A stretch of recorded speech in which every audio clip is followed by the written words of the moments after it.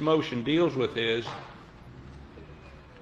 excluding sort of opinions of what the law was, or the what would happen in front of the judge, some prediction.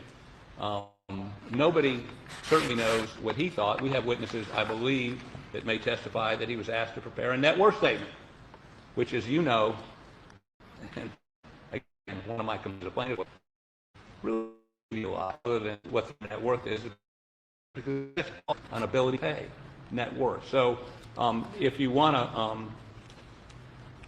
we think you should allow them perhaps to respond to this in the morning and take that into consideration on your decision on motive evidence. And we'd be happy to argue it in full. I've done a pretty poor job of doing it here right now.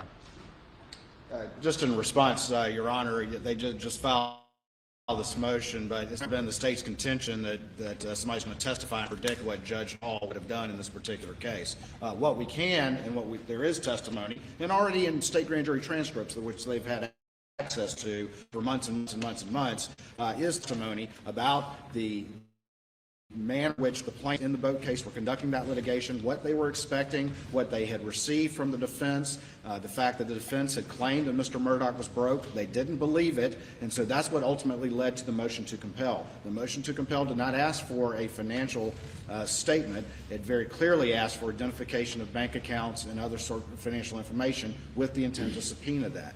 That was the motion that was on the table for the very week, just a few days after Maggie and Paul were murdered, on top of the fact that Mr. Murdaugh was confronted the very morning of the murder by his own law firm seeking missing fees. That's the temporal connection of those two events that then tie back to literally a decade of embezzlement, that one question begets another, which begets another. To understand why these are significant, the jury has to understand that he had been stealing for over a decade, 99 counts to date, and facing essentially life without parole on these particular financial accounts, and that's significant to prevent from being exposed. So again, I hear what their motion is, but I think this motion will be moved and ultimately will be resolved during the course of testimony, because no one's trying to say what Judge Hall would do. The point is a little different. It's plaintiffs were seeking to do and what they had very clearly said to Alex Murdaugh and his attorneys during the course of that litigation. To get information, they were going to file and litigate it with he filed a bunch of motions to get financial information accounts he could not have gotten, because you're not entitled to argue about financial ability to pay until you get a prima facie case of punitive damages, and that's what we say here. So he could file whatever he wanted, but to say whether Mr. Murdaugh thought that was a real threat or not, what he thought, and I will tell you that it's not consistent with the state of the law, not consistent with my experience. I understand, you know, the Attorney General has not litigated a lot of civil cases. I have, since 1986, been trying to get more than just net worth statements in a punitive damages case. Never have gotten it. The last point I make is this. His theory, and this is sort of, is that he knew the jig was up, so he went home and blew the head off his son, and butchered his wife. There's not one shred of evidence there was any problems between any of them. There's texts, pictures, people that were with him the previous weekend at a ball game, video from that day with Paul and he having a good time. There is no dispute anywhere that they were the perfect family in terms of their relationships. No divorce, no separated, no left him, no nothing. So this is a fabrication, and they want to use what Mr. Griffin described as bad character evidence. He stole all this money, so he must have killed his wife and son. That is, and as you cited, there are at least 6 South Carolina Supreme Court cases. I may be overstating it. How many? 4? 4. 4 South Carolina Supreme Court cases disallowing, and judges will reverse, disallowing this kind of evidence. Now, if they've got some evidence that Maggie was getting ready to turn them over to the feds, or Paul knew about it, was getting ready to talk about it, or he'd been threatened by them, certainly those cases say that's when that kind of stuff can come in, but not this theoretical We ain't got a motive, we're gonna make one up motive. That isn't, What I'm getting from you, both of you now, are you give me jury arguments, and you're arguing multiple motions simultaneously. Regarding the motion by the state for me to grant an in limine motion admitting evidence, that's what you're seeking me to do? And you in your motion, you indicate that the basis for this is for judicial economy, that there may be no precedent for the court ruling in advance of any testimony, granting in limine the admission of motive as evidence during the trial. You seeking to have me do that? Well, Your Honor, I recognize what the court's saying. I think the first issue with that was in response to the defense bill of particulars, and our response to that was they essentially asked. They said, "Tell me what financial evidence you want to go into." And so we responded by saying, "Well, that's not recognized under South Carolina law, but we filed this particular motion." Yes, sir. I understand all that, but typically a motion in limine is a motion to exclude evidence. That's correct. Your motion in limine is for me to admit evidence. And what authority do you have for me to admit evidence through a motion in limine? Well, and of course, in our motion, and stand by for me, Your Honor, just 1 second.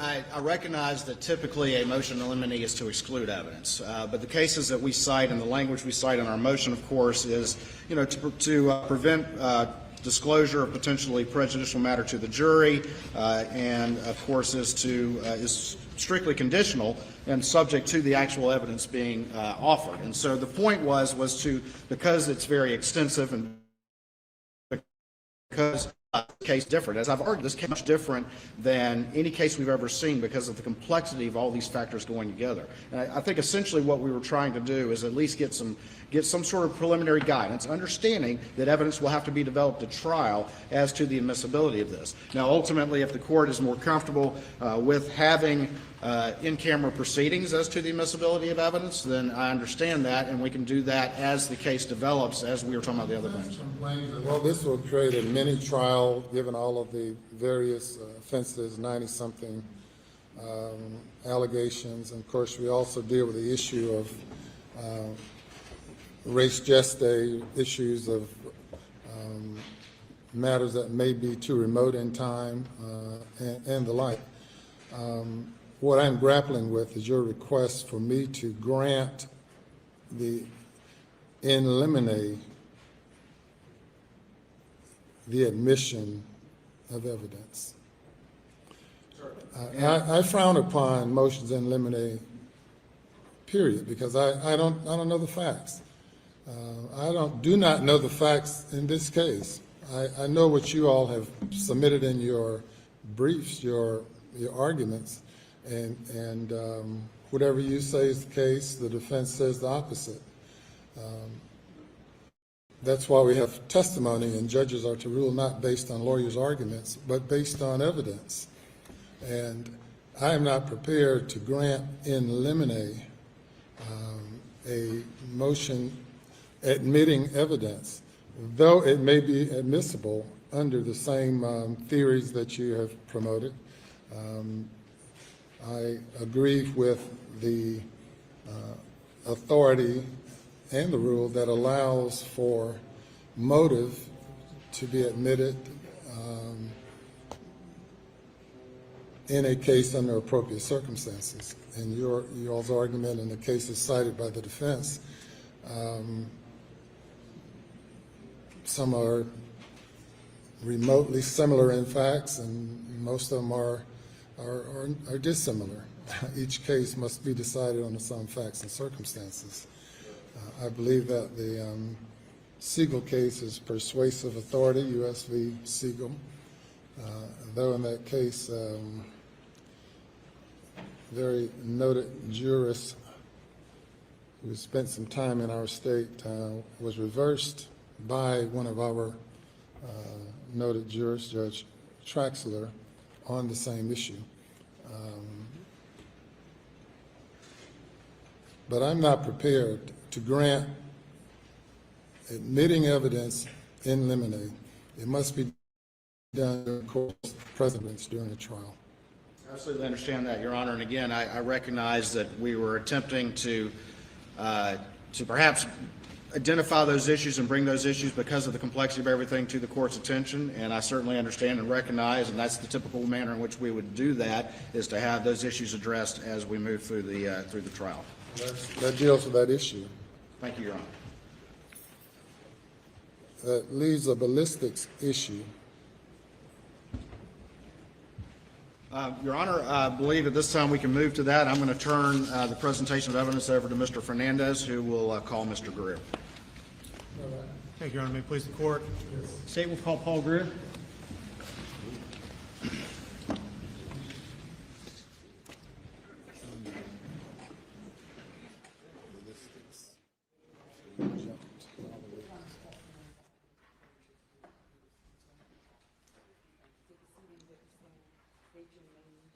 For the record, spell your last name.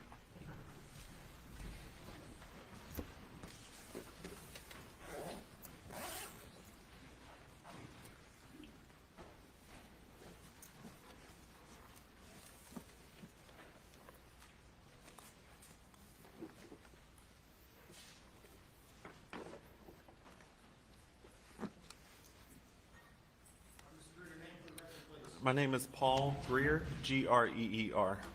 With whom you're currently employed? I'm employed at the South Carolina Law Enforcement Division, which is commonly known as SLED. All right, Mr. Greer, for purposes of this council hearing, would you please just describe for the court your educational background and qualifications in the area of firearms identification? Yes, sir. I received a Bachelor's of Science in Biological Sciences from the University of South Carolina. At the completion of my collegiate career, I began an internship at SLED in the firearms department. I appointed examiner in 2014, where I began the SLED Fireman Toolmark course of instruction. This is an extensive training program that's conducted under the supervision of other court-qualified examiners. During that time, in an extensive period, I conducted many written and practical examinations, conducted many microscopic comparisons, and assisted other examiners prep their cases. At the conclusion of my training, I was then given a comprehensive final exam that included mock casework and was able to begin casework on my own after successfully completing that. Thank you. And Mr. Greer, would you please describe for us the field of, broad overview is fine for purposes of today's hearing, but an overview of what firearms identification is and the expertise that you've developed? Yes, sir. Firearms identification is a discipline of forensic science in which our main objective is to examine fired ammunition components in order to determine if they were fired by a specific firearm.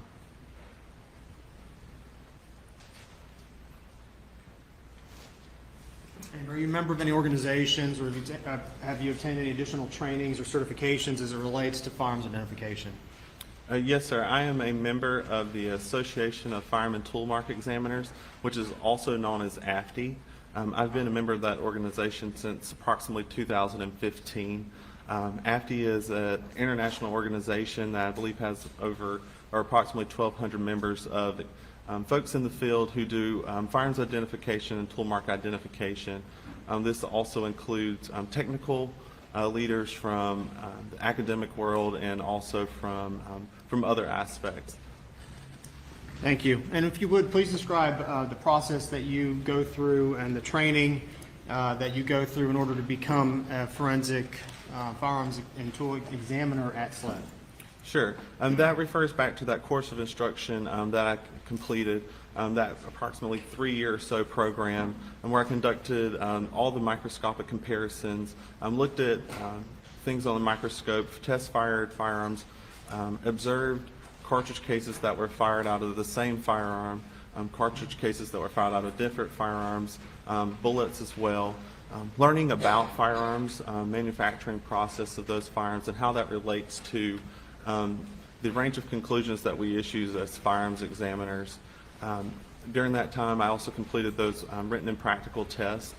Some of those tests include studies that have been conducted throughout the United States and worldwide to include consecutively manufactured bullets and cartridge cases. I've completed those, successfully passed those. At the end of my training, I was given that final exam and also some mock casework in which I was able to complete and successfully pass. Thank you. And have you had a chance, I know you mentioned you're part of the AFTE organization, AFTE. Have you had an opportunity to attend additional conferences and trainings that they would put on on an annual basis? Yes, sir, I have. When I'm able or training is available, I attend their annual conference. That is a large conference where materials presented about new technologies in the field or updates, new procedures that may be coming in order to do things or arrive with different items. But I attend those conferences when able. I also participate in other training as necessary, such as our Glock Armor certification when I'm able to do that. AFTE also has other things they provide. Webinars, if I'm able to participate in those, I will take part in that. And in order to become a firearm and tool examiner with SLED, are you given certifications and tests that must be passed, both competency tests and proficiency tests? Yes, sir. Part of our quality control at SLED, SLED, the laboratory is accredited by ANAB, which is the ANSI National Accreditation Board. That follows the standards set forth by ISO 17025, which is an international accrediting set standards. And we follow that, and within that we have a SLED quality control manual that requires before we're able to participate or be authorized to perform work. We are competency tested and deemed competent to do that. Also, in addition, each year we are proficiency tested to make sure that we are maintaining our. Okay. Specifically to the purpose for which you were called today, in describing the area of firearms identification, would you please tell the court a little bit about the methodology that goes into that, and whether that methodology has been subjected to both being published in journals or subjected to peer review? Would you please talk about that whole process and the culture? Sure. Firearms identification has been around for years. During that time, there's been many studies that have proven the reliability of firearms identification. Those studies are published in articles through AFTE, such as the AFTE Journal. Those studies using a scientific method are published in the AFTE Journal, or Journal of Forensic Sciences would be another one that could be included. And those are peer-reviewed. Those are looked at by members of the academia or firearms. Those are published in the Organization has been around.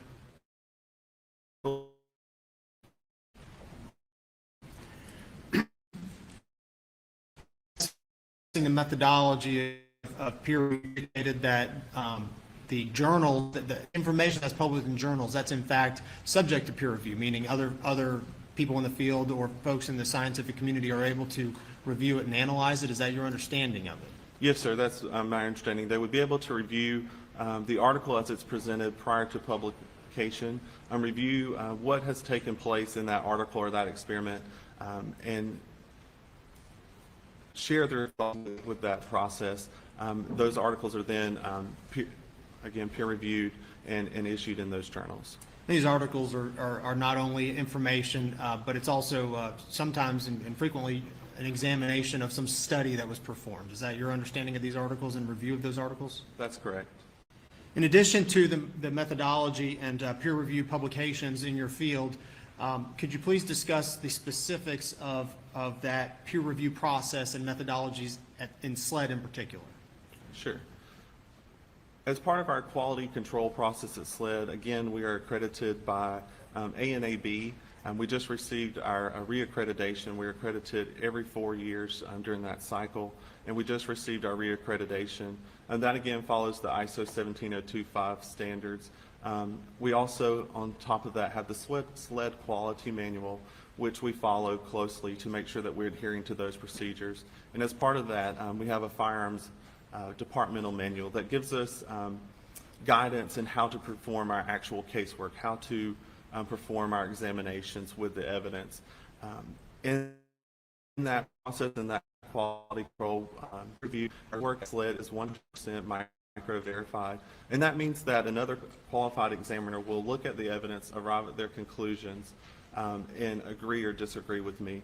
For those to be reported, that examiner, we will, if he or she agrees with my results, those will then be reported.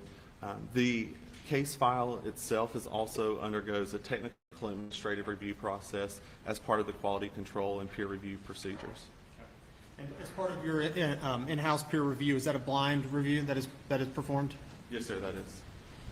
And speaking of the organization, sort of the accreditation organization, ANAB, is that an international organization? The ANAB stand is in the United States, but they follow the international standards set forth by ISO. Thank you. And then the second layer would be, so SLED itself, the organization, the law enforcement agency, SLED is accredited by ANAB. The Forensic Services Laboratory is. And then beyond that, SLED Forensics has a quality assurance manual, which is followed by your lab. Is that correct? That's correct. And then beyond that, the SLED's firearm department has its own manual. Is that correct? That is also correct. All right. Has the field of firearms identification been applied in previous similar situations? Yes, sir. Okay. Well, let's start with sort of the big picture, the broad picture. Where and how is it typically applied? This field of study. Firearms identification has been around for years. Since the early 1900s, we have been evolving on firearms identification. And it's used in court cases across the world. Is that correct? Yes, sir, that's correct. Specifically relating to your personal experience, have you been sworn as an expert in firearms identification in previous court cases? Yes, sir, I have. And providing live testimony for a trial? Yes, sir. And approximately how many cases was that? I've testified in state and federal courts approximately 25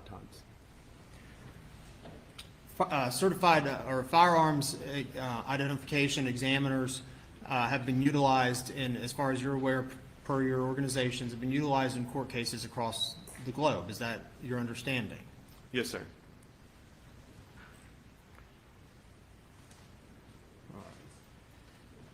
I know you mentioned that this field of study has been around since the early 1900s. Does this applied science use the scientific method when applying, your information you gather and then your opinion that you render? Yes, sir. It does follow a scientific method and approach in order to conduct our examinations. All right. Could you please, describe what the scientific method is as applied to this forensic field? Sure. As far as applying a scientific approach, when we conduct our examinations or we're looking at firearms in the scientific method, one thing when we're working a case or if you're looking at it in this manner, you may ask, you form a hypothesis, are these cartridge cases fired by this firearm? So that would be our hypothesis. We would evaluate the conditions under that, do research, and then we would actually do experiment. In this case, in this example, what we would do is test fire that firearm using similar ammunition that we're comparing it to. We would determine our conclusions and arrive at those conclusions. Then that can be also applied to casework. If I receive a case, look at all the evidence, look at the characteristics on that, examine the firearm, test fire that firearm.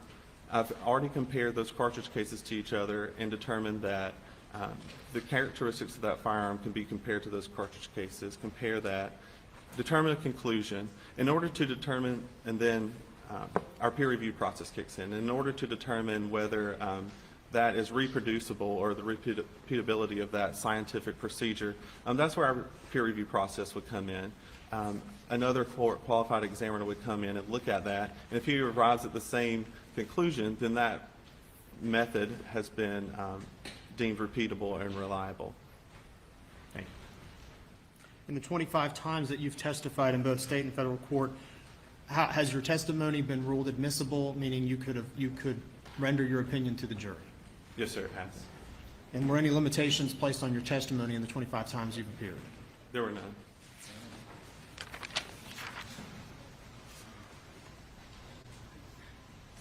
All right. The field of this forensic field of firearms identification, could you please describe the quality control? I know you have mentioned some, but could you please describe the quality control procedures that are in place governing this body of work? At SLED, again, we are accredited under the ANAB policy, which guides us under those standards in our quality control manual. I'm sorry, could you repeat the question? What quality control procedures are in place, both in this field of study in general, but also as it relates specifically to how SLED operates? I think you meant, first of all, what's the international accreditation that SLED is, the forensic lab is a part of? Yes, sir. That is the ISO 17025. So accredited laboratories around the United States, if they are accredited by ANAB, they are all working with those same standards that we are at SLED. They're all adhering to those quality control procedures. Additionally, those who are accredited under the ISO 17025 internationally are also accredited by those same standards and follow those same quality control procedures. And in order to obtain that accreditation and more importantly, maintain that accreditation, how much, what's the inspection process, both internal and external? Describe. Yes, sir.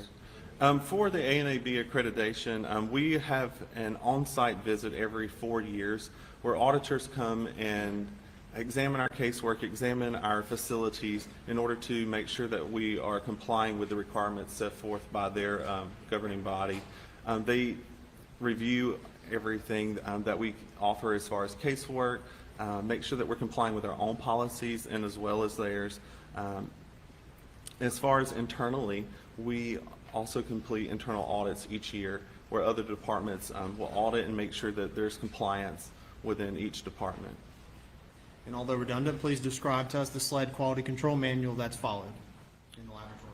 Yes, sir. Could you describe it? What essentially is it, and how do you follow it?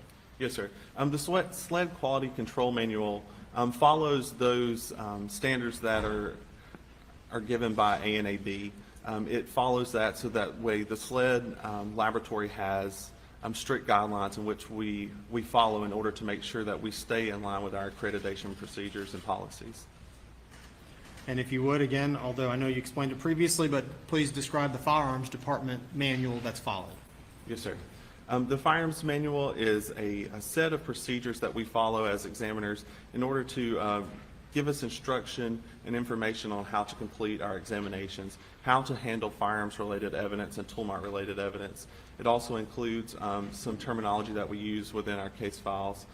It gives us guidance to make sure that we are all operating consistently and within those guidelines of the quality control procedures.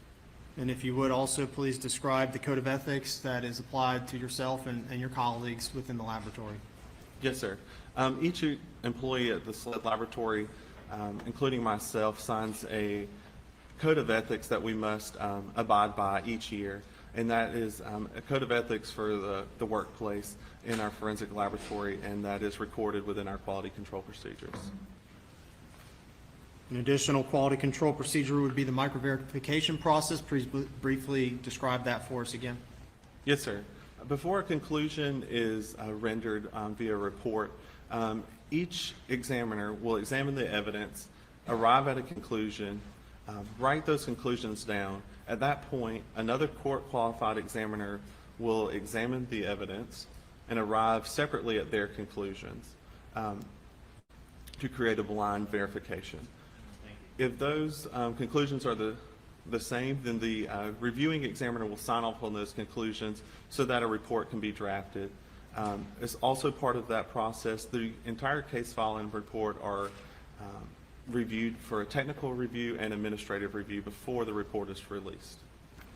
In order to become a forensic examiner with SLED, is that person required to pass a competency test?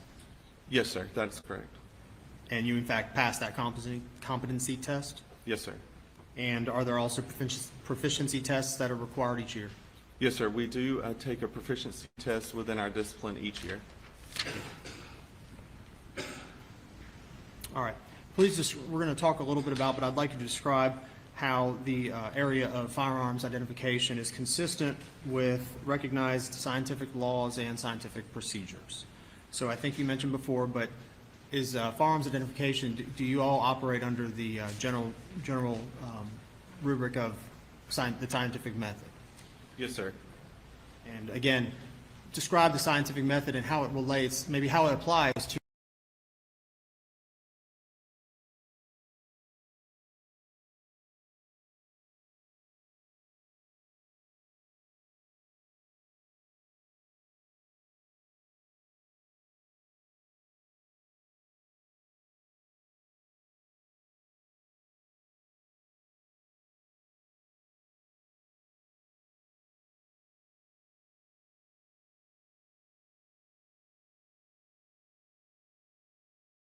to make sure that the comparison should be completed. At that point, you would begin your experiment. In this case, you would test fire the firearm. You would compare those cartridge cases from the firearm with each other, and also with those cartridge cases or bullets that are questioned, and arrive at conclusions. At that point, you would conclude your experiment, issue your conclusions, and open up for any discussion. That is similar to casework, and in fact, that's a very similar method as what we use there. For repeatability and reproducibility of that, at that point, that experiment could be passed off to others in the field of firearms identification or in academia to review and comment. They could use the evidence or the cartridge cases and conduct their own experiment with it and see if they arrived at those same conclusions. If they do, then that theory has been proven and considered reproducible and reliable. And generally speaking, in the applied sciences, is it important that the test be as accurate as possible? The test you're trying to reproduce in the lab. Yes, sir. Is it important that it's reliable, meaning you can rely on the procedures that you're implementing and the results you're trying to obtain? Yes, sir. And is it important that it's repeatable, meaning you could repeat that same process, or your peer review colleague could repeat the same process? That's an important component of this examination. Yes, sir. That would be an important component of the scientific process. In addition to all the scientific method and the processes you just described, again, this field of study, this applied science, is it also published in journals and academia for peer review? Yes, sir, it is. And are you familiar with some of the literature out there, having reviewed it yourself? Yes, sir.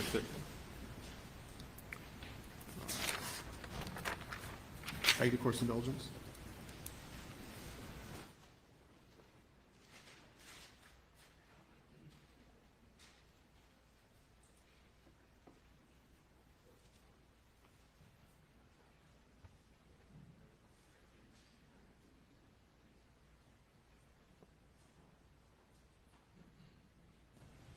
All right, Mr. Greer, thank you for answering my questions. I do have a couple other areas I'd like to ask you about, specifically relating to some of the criticisms that was referenced in council's motion, specifically 2 National Academy Sciences reports and the what's been referred to as the PCAS report. Are you familiar with those three areas?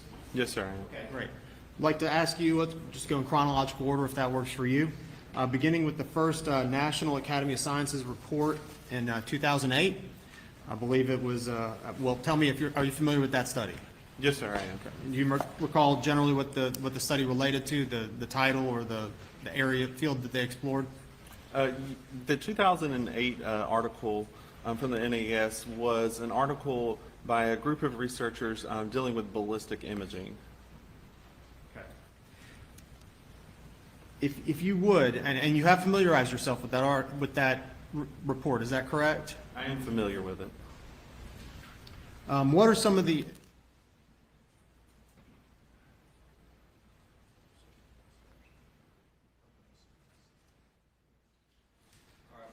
At this point, before we go into the reports, having established the foundation for his expertise, we do request that Mr. Greer be admitted as an expert for purposes of the rest of this testimony in the field of firearms examination.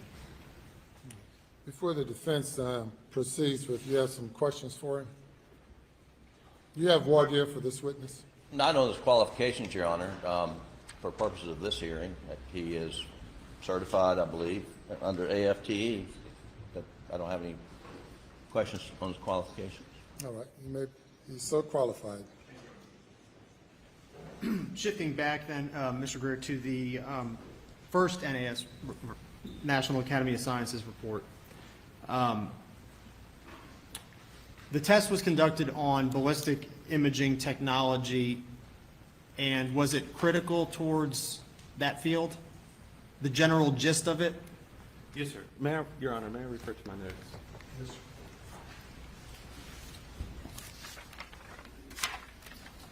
Take about a 2-minute break.